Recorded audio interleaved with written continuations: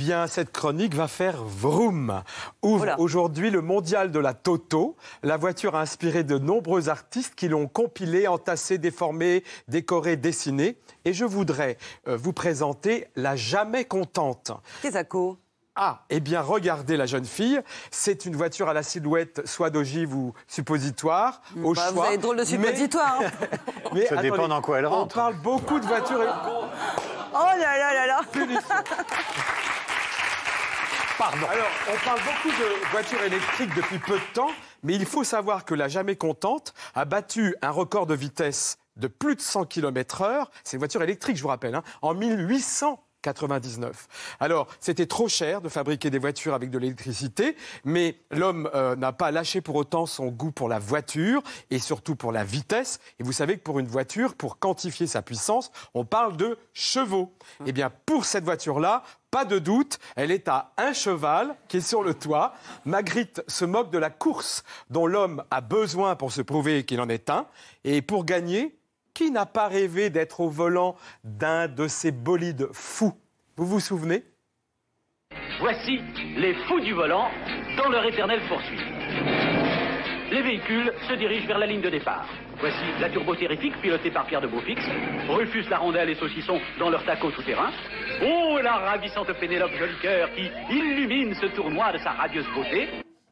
Alors, David, ça lui parle, mais alors avec Neymar, pas du tout. C'est un super dessin animé. Pourtant, ce feuilleton c'est une question d'époque, non? en dessin animé a marqué absolument les années 60 dans le monde entier, c'est-à-dire au moment même où la voiture devient accessible au plus grand nombre et change notre façon de vivre. Ce qui amusa et énerva des artistes, par exemple, comme Armand.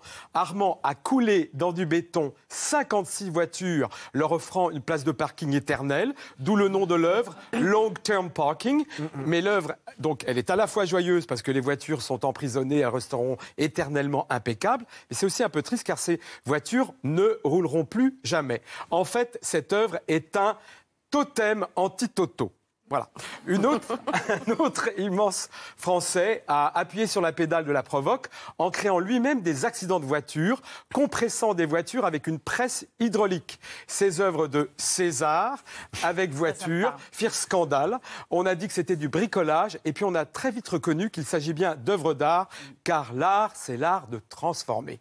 La voiture, c'est la vitesse, c'est la liberté. James Dean est indissociable de ces deux choses-là, mais avec en bonus sa jeunesse qu'il a offert dans tous ses films et qu'il a mis en danger à travers les courses de voiture, dans les films et dans sa vie.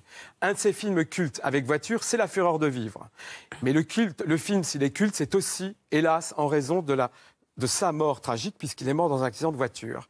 Comme quoi, art et réalité, quand elles se confondent, ça crée un mythe, le mythe James Dean, en l'occurrence. La Cadillac est aussi un mythe. Pour la célébrer, 3 artistes américains ont planté 10 voitures en plein désert. Ces voitures semblent tomber du ciel. Cette œuvre absurde, comme peut l'être l'adoration de la voiture, invite les passants à taguer encore aujourd'hui les Cadillacs, faisant de l'installation une œuvre à jamais terminée. Jamais terminée. Jamais terminée, oui. Un artiste australien que j'adore se moque de notre adoration pour la bagnole, du sentiment de puissance, de l'attitude virile et arrogante du conducteur accroché à son volant. Voici une voiture de Hervé. Elle est géniale, cette voiture. Ah oui, mais il y a un problème. C'est qu'elle est joufflue, elle est grotesque, elle est mousseuse.